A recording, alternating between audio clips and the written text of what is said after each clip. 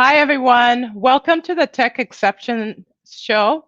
My name is Ruth Yakubu, and I am super excited to have an exceptional startup called Aisera join us in this session today. Um, the topic for this session is how Aisera is using autonomous customer service while leveraging AI. Our guest today is Madhu Sudhakar. Madhu is the CEO of Aisera. And we also have Puru Amradkar. Puru is the Vice President of Product and Sales at Aisera. Gentlemen, welcome to the show. Thank you, Ruth. It's a pleasure to be here. I like the show. Tech Exceptions. We are in the year of exceptions in 2021. For sure, for sure. um, Something interesting. I know we've had conversations in the past, Madhu. I had an interview with you in the past. I understand you're a serial entrepreneur and you're also an investor. But one thing I just read the other day is you have over 40 patents currently, and that's something I didn't realize that you had. So I feel like I need to come correct today in this interview. Yeah, I don't know. I mean, first of all, thank you for having me on this show. It's a pleasure to be working with you and Microsoft team. We won't be here without Microsoft's help throughout the partnership, and I really appreciate that, Ruth. With that, again, happy Valentine's Week. Let's show some love to everybody. This is a Valentine's Week just got. Yeah, no, I think, look, from a patent side, yes, I do have some patent, but it's always team effort, right? So patents is never one person, right? It's me, my co-founders, our architects, team members, we all did. So over the years, I do have a lot of patents. I've not counted how many they are now, but yeah, I do have quite a bit. Yeah, that's pretty remarkable. And thank you, everyone, for joining the show. So, Madhu, can you tell us a little bit about Aisera? What problem are you trying to solve with your business solution? Yeah, look, first is Isera at high level. We are a 3-year-old startup. We are based in Palo Alto, California. We have an offices in Seattle. We are also in various international countries. What the problem is solving is we really want to upsell or upscale the customer experience. It's all about user experience. With Microsoft, started with Microsoft Teams. So both we are living in Microsoft Teams experience as well as the user experience to customers. So we want to improve customer service support, help desk, and automate that. Specifically, given the age that when we started in 2017, our goal is if the users have any requests, can AI really help solve some of those requests? If you don't, it can go to a ticketing system or a call center agent. But ideally, we should be able to solve. Remember, we are going to be in the age of electric cars and autonomous cars. Our trading is automated. Our ad technology is automated. There's no reason IT as a whole IT. I don't mean the customer support truth. The entire IT. We need to automate them, including the what I call the IT workflow automation to customer service, etc. Okay. That's a very good point because definitely the wave right now is to make everybody's work life simple in terms, and it also goes into employee churn. You don't want to be doing too many redundant, unnecessary tasks. So it's very timely for you guys to have the solution. Um, One of the things I'm trying to be clear of, what type of scenarios, let's say, customers usually have when they interface with the Isera solution? What are the questions or inquiries that customers have when they utilize your solution? Yeah, I mean, use cases are quite wide-ranging, growth, and customer service support has been there for so much. So, initially, what we started to solve is, can we actually provide some kind of an unsupervised interaction dialogue flow to the users on a web page, right? People can go to, let's say, www.microsoft.com. Can we be on the people's websites and people can ask a question? So think of like what Google did with search. I want to uplevel the search with conversation. The category is called conversational AI. Use conversation for users to interact in an unsupervised manner. So that's a very popular use case for our customers. The second one is Okay. the workflow automation. Because through customer service, you may not always want a knowledge serving, right? You may say, hey, I want to add my subscription, or I want my refund. I want to I want to avoid my billing. I want a credit card refund, right? So any task, as you said, the repetitive task and actions that can be automated can be done for customer service. I put them in that category called workflow automation or customer experience automation in that whole area of workflows. That's the second use case. The third use case is in the area of ticketing systems. Most customer service representatives will have a ticketing system like Dynamic CRM or Salesforce or Zendesk, right? For these ticketing systems, instead of using the call center people to answer the request and you open up a ticket and a case, what we have done is, can we automate that experience so that that can be a agent assist to help the agents, or Hmm. actually not only help the agent but to directly help the consumer and the user to resolve the request and communicate with them, right? So that is like ticketing system. I call it autonomous ticketing systems, like autonomous car, Hmm. right? So Hmm. that's the third use case. The fourth use case we have been dragged into is in the voice side. So what people are doing is called contact centers. Remember the old IVRs? So the Right. contact center is also being automated today. So you make a phone call to, let's say, we call 1-800 Ruth, right? So Ruth, you have a phone number. You are my customer. Somebody calls you, and maybe you'll be more popular, right? So with that, if you are getting those numbers calling, you can actually say, okay, if you call me, based on what they say, you can actually resolve that request as well. So the audio and the phone contact center automation through conversational AI through unsupervised is very getting more popular also. Phone is still Yeah. used in many parts, right? Yeah, that's interesting that you have multiple channels that you can integrate the solution and for it to work easily, whether it's dynamics, teams, you named a couple. So, um, yeah, it's pretty interesting to understand that it covers a broad environment. It's not just a standalone application or solution.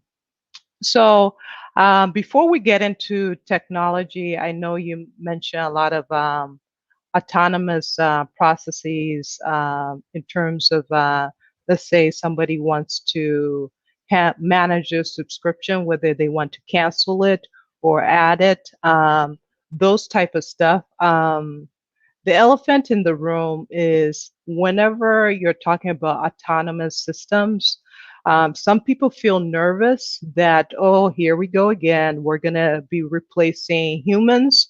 Or is my job at risk because, hey, we can automate everything. Do we even need to show up for work? So I'm curious how Aisera is beneficial to both businesses because I can see the value add for businesses, but employees and also the end customer. Very good question. Very, very important. So let me address this in two parts. The first part for us is, look, what I like to do is the automations today is to make humans do better, right? See, at the end Hmm. of the day, customer service is all about experience, right? Hmm. Given that we are in the COVID, you're your high school teacher, your moms, dads, and you're trying to put food and do the work. So people don't have all the time in the day to do things manually. So any Yeah, automation we can do to improve our lives and day-to-day interactions, people are going to welcome that. So right. from that side, I think automation is always going to help us both in the AI and any type of automation. Now, on the customer service side, what happens is our key goal is when we automate this, this actually helps you reduce the number of what you call number of requests becoming a tickets or number of things that are becoming into a ticketing system, right? See, at the end of the day, licenses. The first number benefit I want to offer to the consumer to the businesses is in the license cost reduction. Let's Right. eliminate the unnecessary costs in the system. That is more important for us. Now, whether you have that many customer service representatives or service agents to solve the problem, or we are doing to replace the jobs, my intent is not to replace the jobs, but many of these agents, Ruth, if you look at it, and I've talked to many of these call center agents from India, Philippines, like Costa Rica, like in US, in many places, parts of US, what they tell me is they're actually underserved. They actually want a tool like this because, see, they also want to. go up in career. They also want to become programmers. They want to become product managers. They don't want to be doing 24 by 7 call center job, right? So they want, so for them, if a tool can make them efficient and productive, that they can go up in career, they welcome that. So I don't hear pushback from call center agents at all, and they don't see themselves as, so in a way. Actually, there's a humanity angle. Many call center people are getting below $10 an hour. So by Yeah. doing this, you're actually getting that population in the world to move up in the career, right? That's great. It's good that we're reducing the customer or the employee churn and Right. actually encouraging them to focus on more important tasks versus the everyday mundane tasks to make them happy. So now let's dive into the technology behind Isera. Um, Now that we're talking about repetitive tasks, when you walk into any scenario, especially in a workforce, there's so many things that we do that are repetitive. So, what is the technology that Isera is using to address the repetitive side of things? Yeah, a very good question. So I think at the end of the day, the technology that we built is in multiple fronts, right? So one is the way in which our AI is built, right? So first is we use something called unsupervised NLP or Right. unsupervised AI. What it does, it actually learns from the knowledge content from historical SaaS and cloud application ticketing systems, right? Hmm. And that approach is we build knowledge graphs, we understand semantically, we understand semantic search, and then create a personalization. It's like how, think of like a page rank algorithm Google did, understand the user behavior, user Hmm. sentiment, user, and we auto derive what we call intents, right? What is the users are asking, what is the user intent is, what is, and how many ways user intent is expressed, right? So it's like the synonyms in English language. Hmm. The intent could be mentioned in 10 different ways or 100 different ways. So we understand those phrases, the context, right, what the user is Hmm. asking, and then try to address the question. The key part is, if I understand your root, what you really mean, I can solve you. If I don't Hmm. understand you, if I don't listen to you, that's a problem. And Right. AI doesn't have that problem. Like humans, we have a problem listening, but AI doesn't. Hmm. It'll always listen to you. As long as you can send that request, hopefully the AI Hmm. algorithm is good enough to listen and understand what you're asking. And then it Yeah. has to be the right task.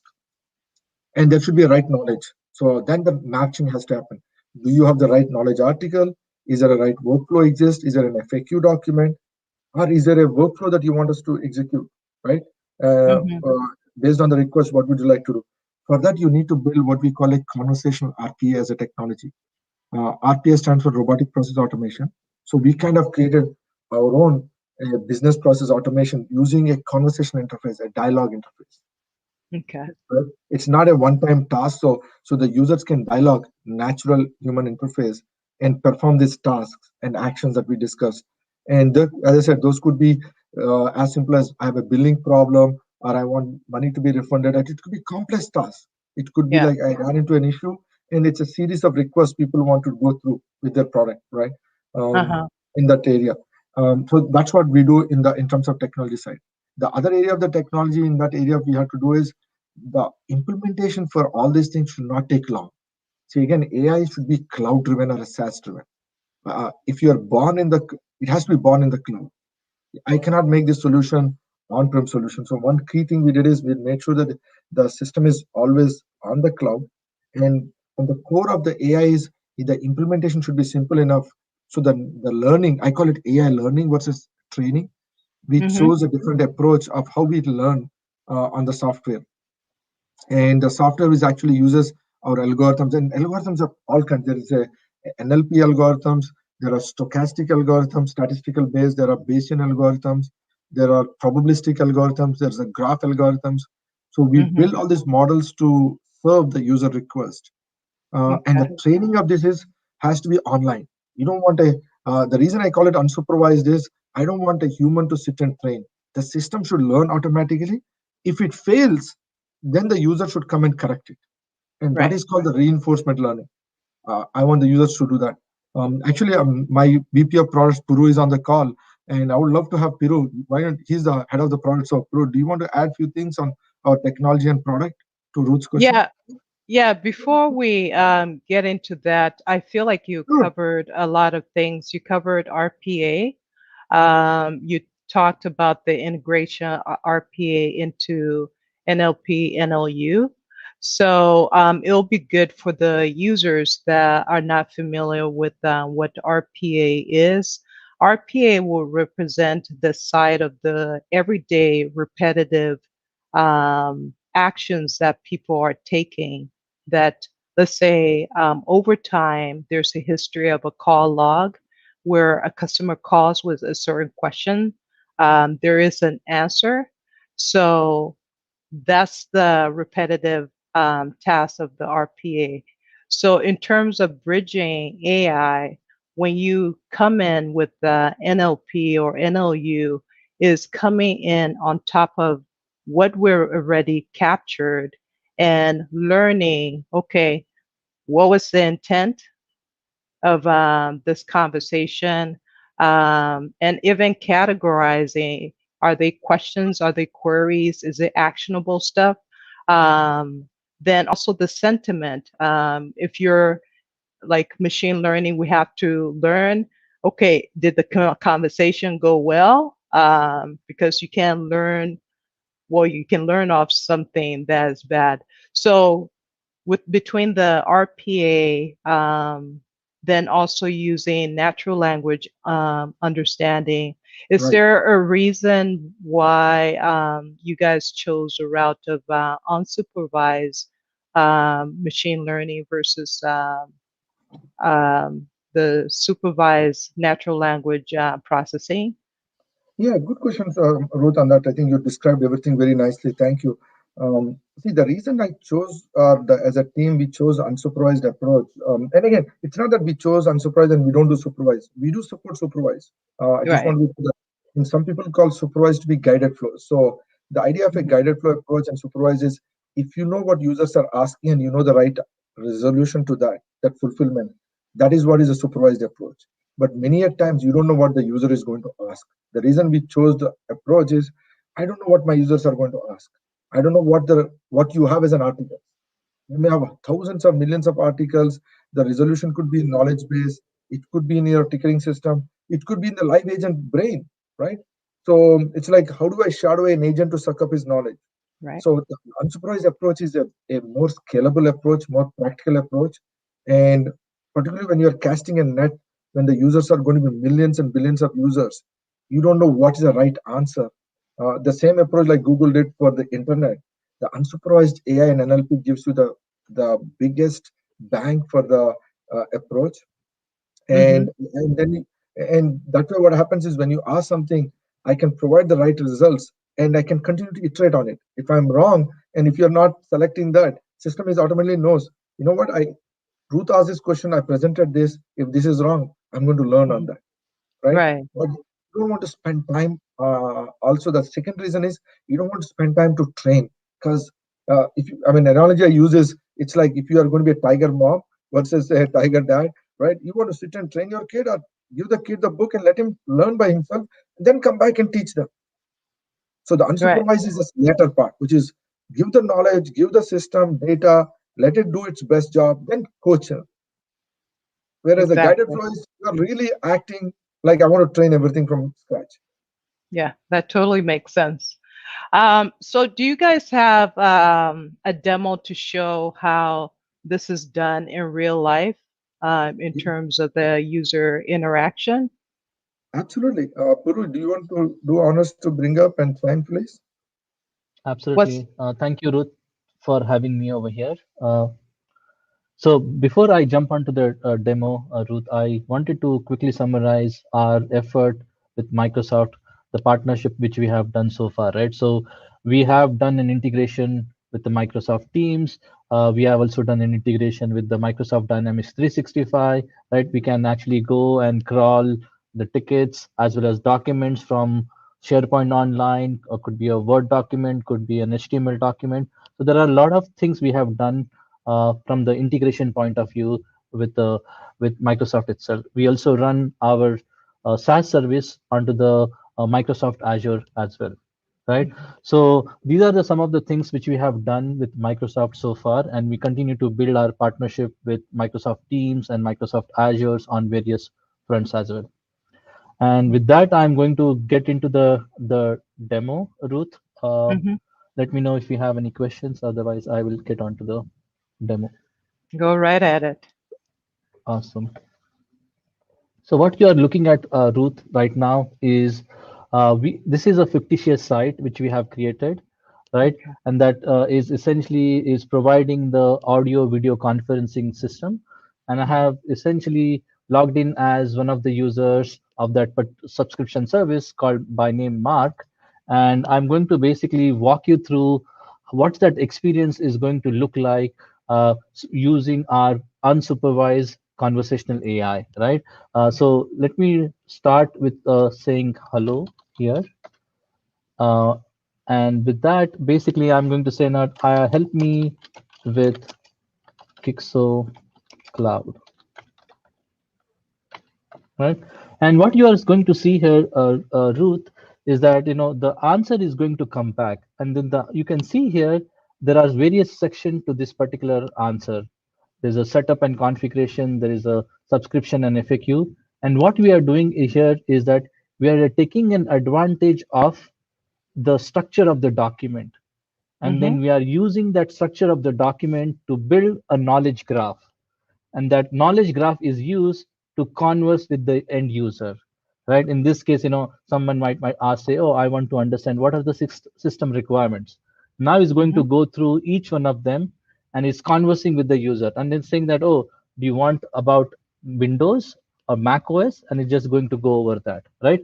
And this is the power of the unsupervised conversational AI, right? As Mundu said, right, we don't know how the user is going to ask question and what kind of a question is going to ask. And this is where the Isera's plays the strength, saying that using this unconversational, unsupervised conversational AI, we can actually get to the right question answer to that particular question, right? It's So let funny you me go ahead. sorry to interrupt.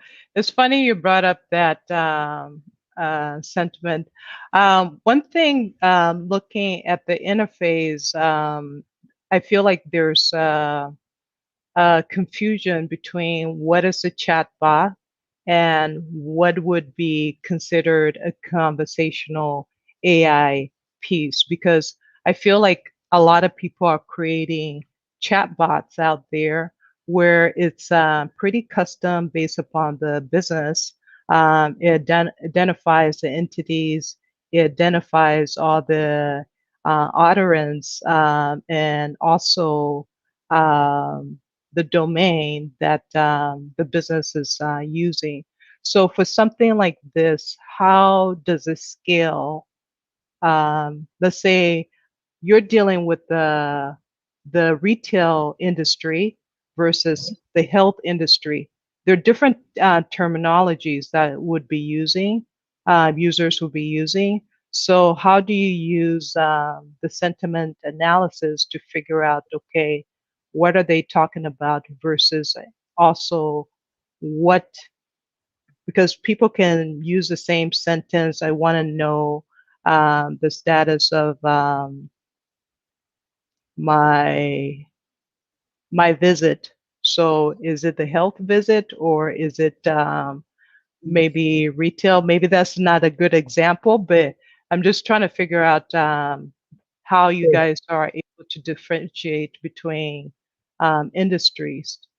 yeah, so good, very good question, Ruth, actually. So we have something called ontology and taxonomy for various Mm-hmm. industries. So let's say you could be hospitality industry, you could be e-commerce industry, you could be a gaming company, or you could be a high-tech company. So we actually apply the right ontology and taxonomy for each industry, that Mm-hmm. when you are aware for each customer. And within the customer, again, remember, we are actually processing the customer knowledge base and customer data, customer tickets, and their agent conversation. So a system is actually augmenting that with what we have learned already for each of the customers. So when you give me your last 1 year, 6 months, or 2 years of data, I'm actually learning on your vocabulary. Now, on top of that, the context is the request could be different A meeting may means differently for one industry, or it could be a meeting, could be something else. So system also will learn what type of a context people are asking that questions, and it evolves its learning as well. Okay. Then how does the data set look like? Because especially when you're dealing with natural language processing or unsupervised natural language processing, I can imagine the data set being very large, um, that you're trying to find correlations into natural language speaking, the intent, um, what Yeah, entity is involved. How do you guys handle this, or how does the processing look like? yeah, very good question also. I think, look, I think first is good news is we have seen enough customers. We have over now close to what 50 million plus users on our platform and across many customers.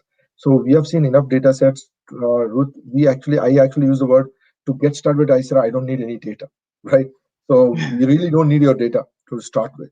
I can engage with you on day one. So that's like Okay. I call it not data is not any prerequisite. Now the type of data we take, as I said, it could be from Dynamics CRM in case of Microsoft. It could be Right. Salesforce Service Cloud. It could be Zendesk. Or it could be, as I said, knowledge, your OneDrive, PDFs, Microsoft Word, right? It could be content, unstructured content. It could be website, your web content. It could be live agent transcript. When an agent is talking to you, he or she is taking notes, right? Some people call them conversation logs. So we Yeah. actually consume the data in wide variety. One thing that's important is you can't restrict yourself saying that I can only do one knowledge or one type of data, as you're saying. Right. Its burden is on me and the company to make sure that we take all type of data sources. I call it any data, any cloud, any place. That's what makes our technology so powerful. Yeah, this is definitely groundbreaking, and to make it very dynamic for it to flow within any type of industry. And I think the thing that you also mentioned is you don't really need that much data to get started when you're approaching a brand new customer, because I could be like, well, we just started, but we want to be efficient. We don't have enough data. So knowing that your model is already smart enough to handle things and also proactively learn over time, I think that's very helpful. Thank you. Yeah, no, it makes sense. Definitely. That, I mean, that's kind of the early principles we did. I call it also zero-day cloud. Right? I call it any data because the results should be also important to get on the same day, right? If you, Okay. it's like when you go to any e-commerce site and buy things on Amazon Prime. Imagine if you get your uh, your uh, your your dress or something after 6 months later, you're not interested. Same thing with the Right. customers is I want customers to start using Isera within few days, same day, right? It's not like you get it today and I'm going to deploy this, make it work in 9 months. That whole plumbing, doing consulting services, deploymenting, that's an old school. Uh, I really want to make this cloud SaaS solution natively born in the cloud, AI first. The results are available on the spot. Awesome. Well, Madhu, thank you so much in Peru for your time today. And also the demo was very informative, and it made clarify how your service works. One last question. How long does it take for customers to adapt your solution? No, you said, look, we have deployed customers go live in less than a week, 2 weeks, right? So, moment you purchase our product to go live, I call it days, single days, weeks. So, we try to be as fast as we can.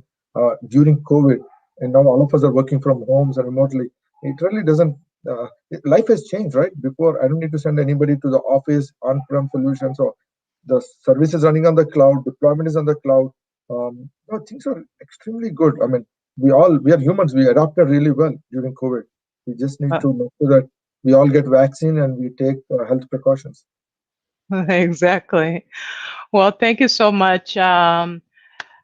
Audience, thank you so much for tuning to this another exceptional startup and an exceptional conversation. Stay tuned next week, Wednesday, where we have another exceptional startup that we'll be having a conversation with. Thank you. Goodbye.